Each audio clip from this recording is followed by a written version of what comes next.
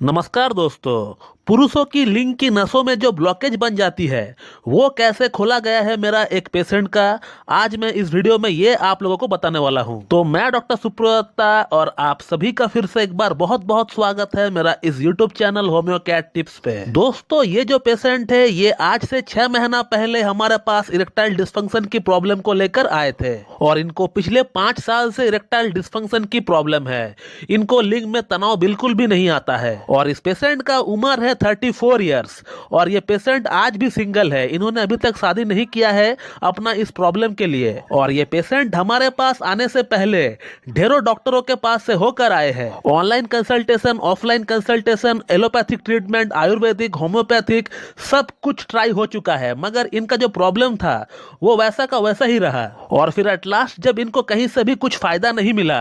तो फिर इन्होंने जो है अपना बॉडी का फुल चेकअप कराना सही समझा और इनका रिपोर्ट में इनका कोलेस्ट्रॉल बढ़ा हुआ था, थोड़ा सा ट्राइग्लिसराइड बढ़ा हुआ था और इसी के साथ इन्होंने अपना लिंग की कलर डॉपलर का रिपोर्ट भी निकाला है जिसमें इनका लिंग की डॉर्सल नर्व में ब्लॉकेज पाई गई है and the blockage was more than 60%। 60% से ज्यादा की ब्लॉकेज निकल कर आई थी रिपोर्ट में और हम लोगों ने इस केस को देखकर, इस रिपोर्ट को देखकर इनका केस को ना लेना सही समझा क्योंकि हम लोग होम्योपैथी में हार्ट की ब्लॉकेज को बड़ी आसानी से खोल सकते हैं लेकिन लिंग की नसों की जो ब्लॉकेज होती है ये खुलती नहीं है। ज्यादा से ज्यादा अगर 40% तक ब्लॉकेज रहा रिपोर्ट में तो हम लोग उसे खोल सकते हैं और वो खुल भी जाती है। बट मैंने जहां तक देखा है, जहां तक समझा है, अगर रिपोर्ट में ब्लॉकेज 40% से ज्यादा रहा तो फिर वो होम्योपैथी से खोलना थोड़ा सा मुश्किल टास्क हो जाता है। अब इस पेशेंट की अगर ब्लॉकेज की बात करें तो इस पेशेंट की रिपोर्ट में जो डॉर्सल नर्व है और जो पेरोनियल नर्व है जो कि खून को लाने का काम करती है उसमें मोर देन 60% ब्लॉकेज पाई गई थी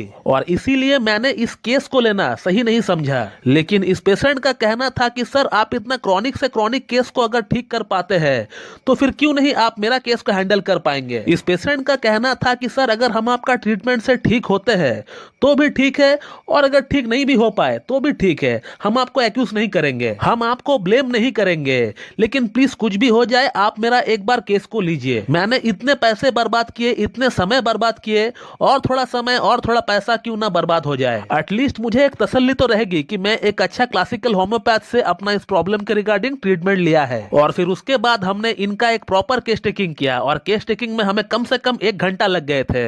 और फिर उसके बाद हमने इनका एंटी मायोस्मेटिक ट्रीटमेंट के साथ साथ इनको कॉन्स्टिट्यूशनल ट्रीटमेंट भी इनका स्टार्ट किए। एंटी मायोस्मेटिक दवा के तौर पर हमने इनको सल्फर देना सही समझा, सल्फर को 1 ml में देना सही समझा और फिर इनका जो कॉन्स्टिट्यूशनल ड्रग निकला वो था बराइटा कार्ब और फिर बराइटा कार्ब को हम लोगों ने LM पोटेंसी 0/1 से स्टार्ट किए थे और पहले 2 महीना में इस पेशेंट को हमारा ट्रीटमेंट से कोई खास फर्क नहीं पड़ा था एंड आफ्टर 2 मंथ्स मैंने इनको सल्फर 10 ml का एक सिंगल डोज दिया और फिर उसके बाद बराइटा कार्ब को हम लोगों ने जंपिंग पोटेंसी में देना स्टार्ट किए, यानी 5-5 का गैप देकर हम लोग बराइटा कार्ब को इनको देते रहे। लाइक बराइटा कार्ब 0/5, 0/10, 0/15, 0/20 ऐसे हम लोग बराइटा कार्ब को इनको देते रहे और आज तकरीबन इस पेशेंट का हमारे पास ट्रीटमेंट को चलते हुए